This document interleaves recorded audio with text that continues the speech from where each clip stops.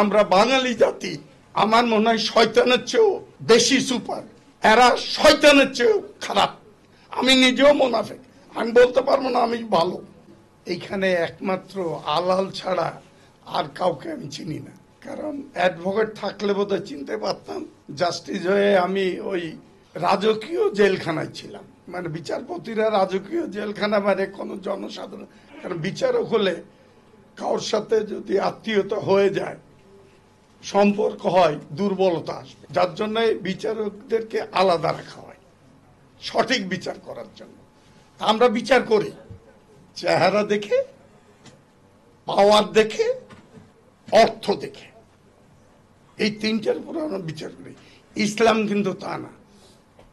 রাসূলুল্লাহ সাল্লাল্লাহু আলাইহি সাল্লাম হযরত ওমর রাদিয়াল্লাহুকে দিয়েছিলেন সুপ্রিম কোর্টের বিচারক। উনি 2 বছর না 3, উনি 3 বছরে কোনো অপরাধী পাননি। পরে রাসূলুল্লাহ সাল্লাল্লাহু আলাইহি ওয়াসাল্লামকে বলছেন আমাকে এখানে রাখেন না, কাজ নাই। আর আমরা যে সমাজে আছি আমরাই ডাকাতি করি। ইসলামের নামে, ন্যায় বিচারের নামে আমরা বিচার করি অবিচার। আর বিশেষ করে আমি মুখে বলি এক, কার্যে করে মুনাফিকি কাজ করি। আমরা বাঙালি জাতি আমার মনে হয় শয়তানের চেয়েও বেশি সুপার।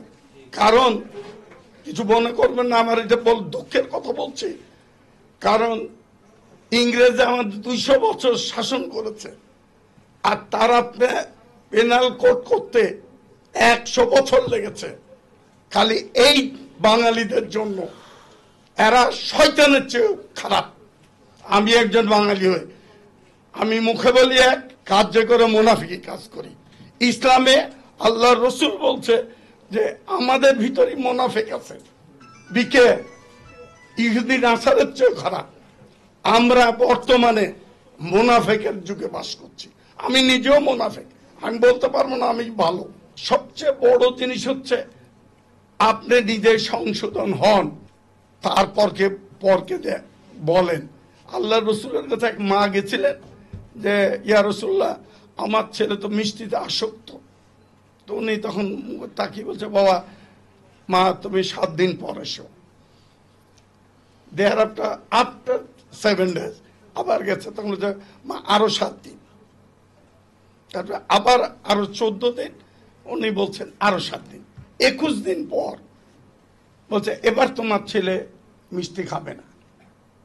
তখন বলে ইয়া রাসূলুল্লাহ আমাকে কেন 21 দিন ঘুরে?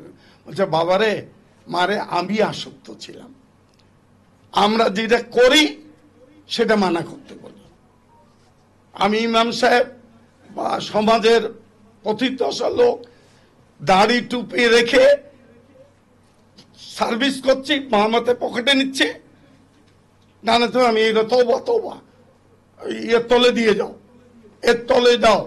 এটাই আমরা সকল ইসলামিক পারসন। ইমান আমাদের একজনেরও নাই। এবং আল্লাহ বলছে প্রথম যাবে বিচারক। বিচারক বলতে সব বিচারক বললে বুঝবেন না, সমাজের লিডার গুলো বিচারক, বাড়ির কর্তাও বিচারক। খালি ওই জজ সাহেবদের দিয়ে টানাটানি করে লাভ নাই। আপনার বাড়িতে, আপনার ফ্যামিলিতে বিচার না করলে আপনাকে আগে যেতে হবে দোষকে। আমরা সেটা করি না, নিজের ভুলটা দেখি না, পরের ভুল দেখি। আর বাঙালিরা সবচেয়ে খারাপ, পরশ্রী কাতর। ইসলাম পরশ্রী কাতরকে ঘৃণা করে, গীবত বলে। আমি হাদিস ইসলাম সম্বন্ধে আমার জ্ঞান নাই। যদি আইনের কথা বলেন, আমরা ব্রিটিশ লয়ে বাস করি, ইসলামিক লয় না। সৌদি আরবে ইসলামিক ল আছে, কিন্তু ওনারা উল্টো ল ব্যবহার করেন। যান জাপানে, সন্ধ্যার পর তারা খেয়ে ফেলে, তারা কাউকে ফ্রড করে না। আর আমরা প্রত্যেক পদে পদে ফ্রড করি। আল্লাহ রসুলের কাছে তুমি সাহায্য করো, আর আমরা করি কি, এই লোকটা সাহায্য করব, এর কাছে বেনিফিটটা নেব। আপনার শেষ সাহায্যটাও হলো না, করলেন ঠিকই, কিন্তু আপনার ওই কাজে আসবে না। আল্লাহ বলছে তুমি তোমার দায়িত্ব মুসলমান হিসেবে বিপদে পড়লে সাহায্য করো, আমি দেখব। আর আমরা সাহায্য করি যা তার কাছ থেকে আশা করি যে আমার এর কাছ থেকে জিনিস নেব। যার জন্য শেরে বাংলা কাছে এক ভদ্রলোক গেছিলেন, আমি কিন্তু একটু বলে ফেলছি, শেরে বাংলার কাছে গেছিল ওর দেশে 5 টাকা ধার করতে। তো বলছে আচ্ছা কিছুক্ষণ পর হয়, তো 10 টাকা দিয়েছে। বললে স্যার হুজুর আপনি 10 টাকা দিলেন কেন?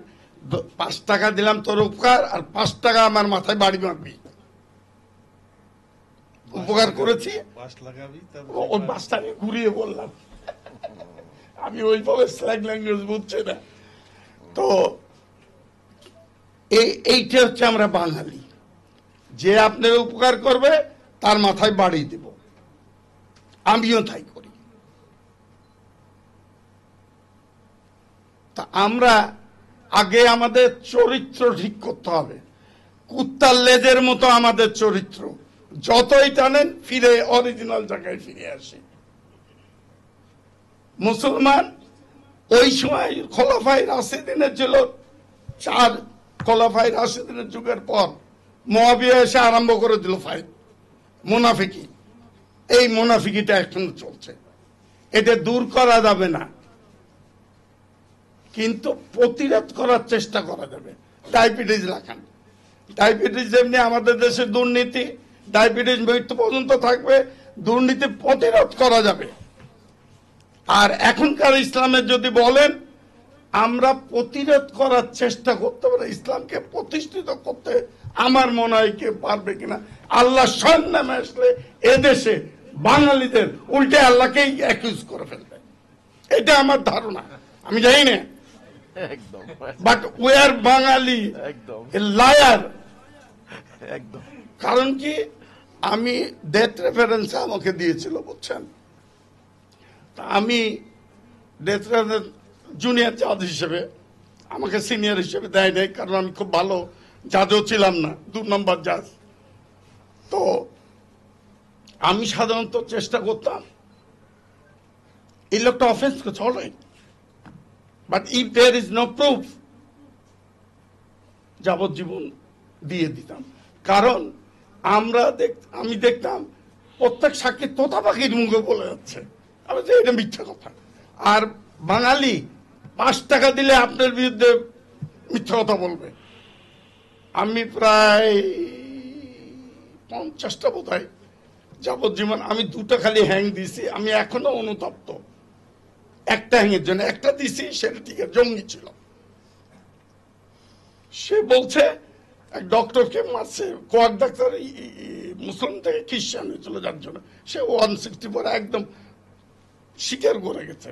ইসলাম বলেনি যে আপনি খুন করেন, অথরাইজ দেয়নি, বিচারকরা করবে আদালত। তো একটা ওয়াইফ মারা কিলিং এ আমি দিতাম না, আমার সিনিয়র তুই দিতে হবে। আমি ভাই যাবজ্জীবন দিই, যে না কি করবো আমি, আল্লাহ তুমি জানো, আমি তো দিয়ে ফেলছি। আর আমার চিফ জাস্টিস আমার টেলিফোন করছে, হঠাৎ সকালবেলা শুয়ে আছে, টেলিফোন, এমরুহান স্যার নোয়াখালী, আজাদ জি স্যার, বলে তোমাকে আপনাকে ডেথ রেফারেন্সে দিয়েছি, আপনি তো খালি হয় খালাস করেন না এলে যাবজ্জীবন। আমি বলে স্যার একটা কথা বলি, 5 টাকা পেলে মিথ্যা কথা বলি, ওই দুনিয়াতে আমার বিচার করবে আল্লাহ। আমি যদি এখানে মিথ্যাবাদী দিই, আমার গলা নিবে ওইখানে, আমি আমার গলা দিতে পারবো না, আপনি আমাকে অন্য জায়গায় দেন।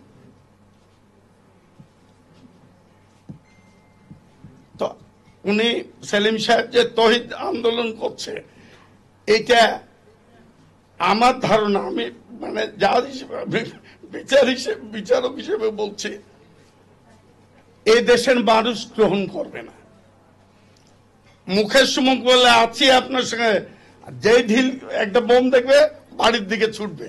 আমরা বাঙালি জোয়ারে ভেসে যায়, ইমানি শক্তি ফাইট করবে।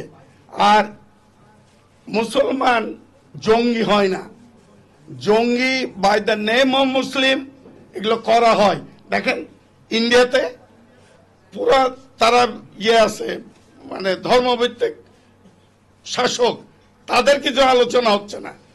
আমাদের দেশে হচ্ছে ইউনূস সাহেব একটু করছে হাস, আর আমরা হচ্ছে জঙ্গিবাদ হয়ে গেছে, আমরা সব জঙ্গি, উপর থেকে নিচ পর্যন্ত সব জঙ্গি।